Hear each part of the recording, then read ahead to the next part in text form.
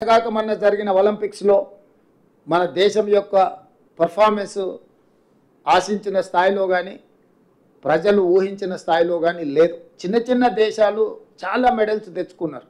కానీ 140 కోట్ల జనాభా ఉన్న ఈ దేశానికి ఒలింపిక్స్లో ఒక రకంగా అవమానం జరిగినట్టే. దీన్ని దృష్టిలో పెట్టుకొని మొన్న నేను విదేశీ పర్యటనలో భాగంగానే సౌత్ కొరియాకి వెళ్ళిన. అక్కడ sports university, south Korean sports యూనివర్సిటీకి నేను అక్కడికి వెళ్ళిన. సౌత్ కొరియాకు 32 పథకాలు వస్తే ఒక చిన్న దేశంలో 16 పథకాలు నేను వెళ్ళిన యూనివర్సిటీకి వచ్చినాయి. అందులో ఒక అమ్మాయికి 3 గోల్డ్ మెడల్స్ వచ్చినాయి ఒలింపిక్స్లో. ఒకే అమ్మాయి 3 గోల్డ్ మెడల్స్ కొట్టింది. అంటే శిక్షణ ఇవ్వడం ద్వారా, నైపుణ్యాన్ని రాబట్టడం ద్వారా ఒలింపిక్స్లో కూడా రాణించిన ఆ దేశం మన దేశానికి, మన యువతకు ఆదర్శంగా తీసుకోవాలి. అందుకే సౌత్ కొరియన్ యూనివర్సిటీతో మాట్లాడి యంగ్ ఇండియా స్పోర్ట్స్ యూనివర్సిటీని కూడా వచ్చే అకాడమిక్ ఇయర్ నుంచి మన స్పోర్ట్స్ యూనివర్సిటీని దేశంలో, మన రాష్ట్రంలో ప్రత్యేకంగా నెలకొల్పుతున్నాము. ఎందుకంటే 2028 ఒలింపిక్స్లో అత్యధికంగా మెడల్స్ ఈ తెలంగాణ యువత సాధించాలన్నది మా లక్ష్యం. ఒకప్పుడు ఎఫ్ఏ ఏషియన్ గేమ్స్ కానీ, నేషనల్ మిలిటరీ గేమ్స్ కానీ చాలా గేమ్లు నిర్వహించిన 2002 సంవత్సరంలో నిర్వహించిన గొప్ప అద్భుతమైన స్టేడియంలు గచ్చిబౌలిలో స్పోర్ట్స్ విలేజ్ దాదాపుగా ఈ 15 సంవత్సరాలు నిరుపయోగంగా మారిపోయింది. వీటన్నిటిని కూడా తిరిగి ఉపయోగంలోకి తీసుకురావాలి. వీటన్నిటిని కూడా తెలంగాణ యువతకు శిక్షణ ఇవ్వడం ద్వారా స్పోర్ట్స్ యూనివర్సిటీని ఒక ఏర్పాటు చేసి తెలంగాణ యువతకు క్రీడల పట్ల ఆసక్తిని కల్పించడమే కాకుండా తెలంగాణ యువతకి అద్భుతమైన శిక్షణను ఇవ్వడం ద్వారా ఒలింపిక్స్లో ఈ దేశానికే తలమానికంగా తెలంగాణ యువతను మార్చాలని ఈ ప్రభుత్వం నిర్ణయం తీసుకున్నది. తొందరలో ఈ అంశాలను కూడా మీరు చూడబోతున్నారు.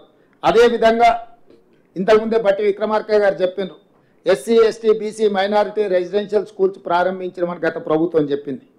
కానీ పోల్ట్రీ ఫార్మ్స్లలో కోళ్ళ కంటే కూడా అధ్వానంగా ఇవాళ ఆ పిల్లలను ఆ వాటిలలో ప్రైవేటు రెంటల్ బిల్డింగ్లో పెట్టారు. ఎలాంటి మౌలిక వసతులు లేవు.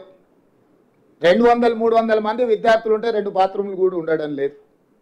వీటన్నిటిని దృష్టిలో పెట్టుకొని పిల్లలందరూ ఎవరు? మన వాళ్ళు. మన పిల్లలకు మనం ఇవ్వవలసిన మౌలిక వసతులు ఇవ్వకపోతే వాళ్ళ భవిష్యత్తు మీద ప్రభావం చూపిస్తుంది. అందుకే వీటన్నిటిని కూడా ఎస్సీ ఎస్టీ బీసీ మైనారిటీ వీటన్నిటిని ఒక క్యాంపస్ లాగా క్రియేట్ చేసి ఇంటిగ్రేటెడ్ రెసిడెన్షియల్ స్కూల్స్గా మార్చి young India integrated residential schools కింద 20 నుంచి 25 ఎకరాలల్లా 100 నుంచి 150 కోట్ల రూపాయలు పెట్టి ఒక యూనివర్సిటీ స్థాయిలో ఒక క్యాంపస్ లాగా వాటి అన్నిటిని ప్రతి నియోజకవర్గంలో ఒక ఇంటిగ్రేటెడ్ రెసిడెన్షియల్ స్కూల్స్ క్యాంపస్ నిర్మించి పిల్లలందరికీ ఒక జాతీయ స్థాయి స్టాండర్డ్స్లో వాళ్ళకు వసతులు కల్పించి టీచింగ్ స్టాఫ్ను, నాన్ టీచింగ్ స్టాఫ్ను, మంచి భోజనం వాళ్లకు, ఎందుకంటే ఇవాళ రేపు భోజనం మీరు చూస్తున్న చాలా కంప్లైంట్స్ ఎట్లా వస్తున్నాయో వీటన్నిటినీ తొలగించి ఈ పేదల పిల్లలకు ఒక మంచి నాణ్యమైన విద్యను అందించాలని ఈరోజు ఈ సంవత్సరం ఈ ఫైనాన్షియల్ ఇయర్లోనే 5,000 కోట్ల రూపాయలతోటి ప్రతి నియోజకవర్గంలో 100 అసెంబ్లీలల్లో 100 యంగ్ ఇండియా ఇంటిగ్రేటెడ్ రెసిడెన్షియల్ స్కూల్స్ని 20 నుంచి 25 ఎకరాలల్లా కట్టాలని ఒక లక్ష్యంతో గర్వంగా ఇప్పుడు చాలామంది ఆక్స్ఫర్డ్ యూనివర్సిటీలో చదువుకున్నాం, స్టాన్ఫర్డ్లో చదువుకున్నాం, లేకపోతే ఉస్మానియా యూనివర్సిటీలో చదువుకున్నామని వాళ్ళు చదువుకున్న యూనివర్సిటీల గురించి గొప్పగా చెప్పుకుంటారు.